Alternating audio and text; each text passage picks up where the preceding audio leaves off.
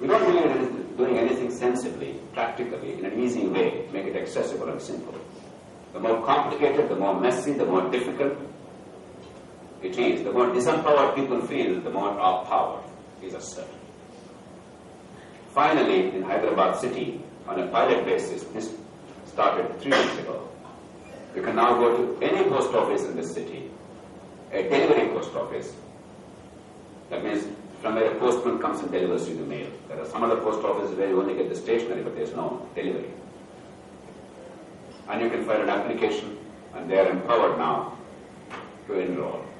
And it will now spread to the whole country. The results are spectacular already. In 2 months, newly. So already it is simple, it's not rocket science.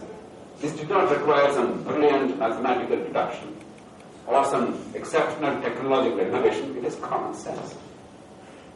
And yet it took me the most amount of time. And just at the moment, I have been privileged to be able to see the largest number of political and governance reforms in the history of the world after the Second World War during peacetime. And this is the simplest of all those changes. It is the simplest of consent. It did not require a change of constitution. It required merely a change of rules by the Election Commission, just as a signature by the Election Commission. Paradoxically, that's because the greatest effort. It was massive surveys across the country to establish the error margin voter registers. We had to do some research about what's happening in the world, and we had to go after them time and again. Just 4 months ago, Mr. Lingo, the former Chief Election Commissioner, and his wife, they were with me at a dinner. I'll conclude in a minute, then maybe we can have some interaction. At a reception. Mrs. Lingo complained to me. They moved to Hyderabad after they stayed in Delhi. She complained to me that it took them 3.5 years to go on the Chief Election Commission every day.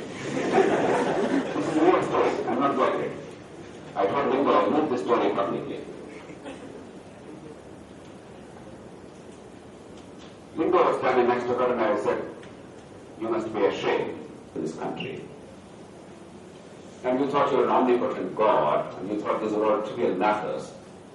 You never really did what was required. And now you and your wife are complaining." And I told her, "Go and bash up your husband, at least in private, if you can't do it in public." So Lingo said, "Look, why are you abusing this so much?" And the Prince and my wife said that, "No. Already no man is a hero for his wife or a valet.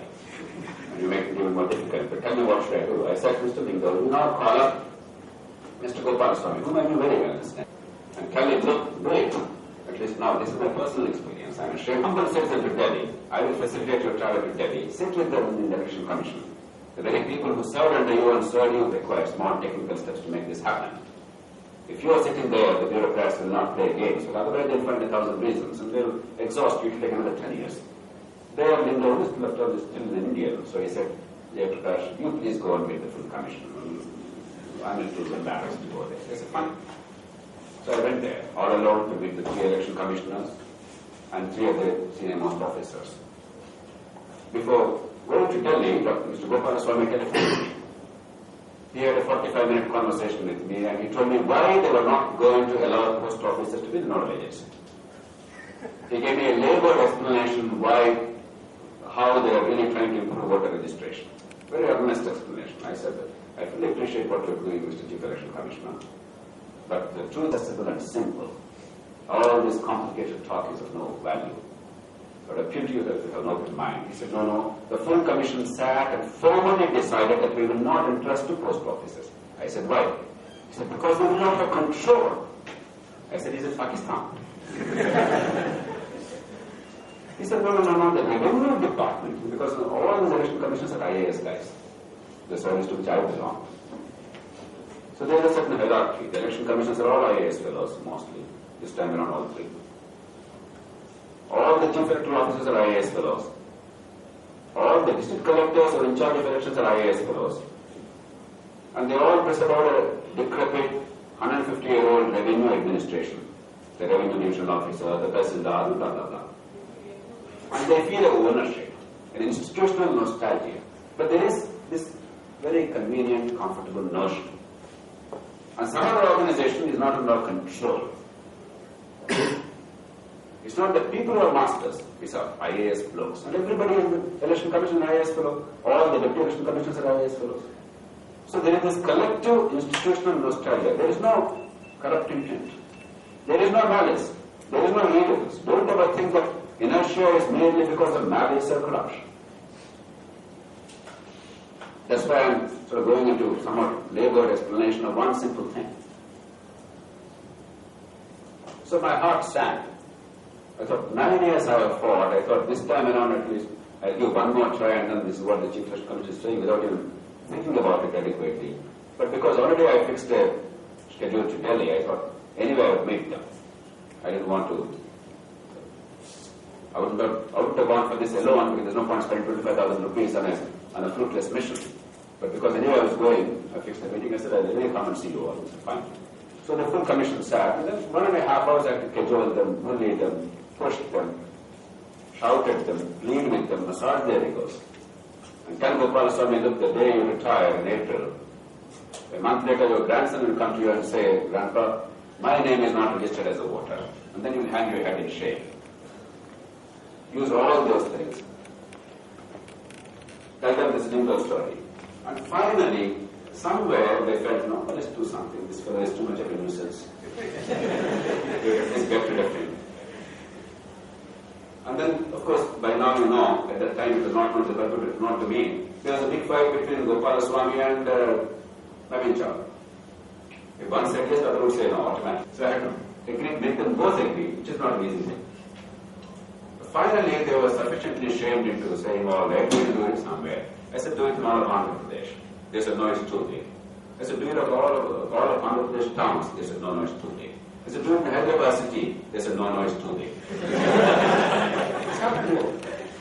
Then I had again shouted at them and said, do it somewhere. I mean, what the hell are you talking about? Do it in Hyderabad city, at least to start with. If it fails in Hyderabad city, JP is an idiot. Lok Sabha is foolish. No harm done to the country. If it does well, if it succeeds, then it will extend to the whole country. What's it afraid of? Then somewhere something, luckily, sheer luck or perseverance. Luckily, somewhere something touched the core. And then Hyderabad city started having, on a pilot basis, this simple improvement. The way we organize ourselves. Ultimately, my friends, if politics is sensible, if you have Lincoln's politics, if the politician and the political process know not merely what we sell, the world will be radically different. We will fulfill our human potential. We will eliminate all avoidable suffering. And that's why, you like it or not, we are all political beings. Because it's about our tax money. It's about our lives. Elections are not about who's going to be the chief minister or prime minister. It's going to be about us and our future, our tax money. The moment we reduced it to them, we're finished. It's about us, our future, our money, our lives, the way our society is organized, the way our future is built. Therefore, for heaven's sake, be voters. When I hear somebody saying, I never voted with some pride, I feel like taking my chapel and then good. Because this is the ultimate sin, unacceptable in a civilized society. It's a matter. And if people say politics is all bad, as if all politicians are crooked and people outside politics are angels, it's rubbish. Absolute rubbish. It's all about incentives, the kind of politics we build. Are we going to build a system where people vote in their best interest, or people vote taking the money and the liquor? The political system today wants a society of morons, illiterates, ignorant people, helpless.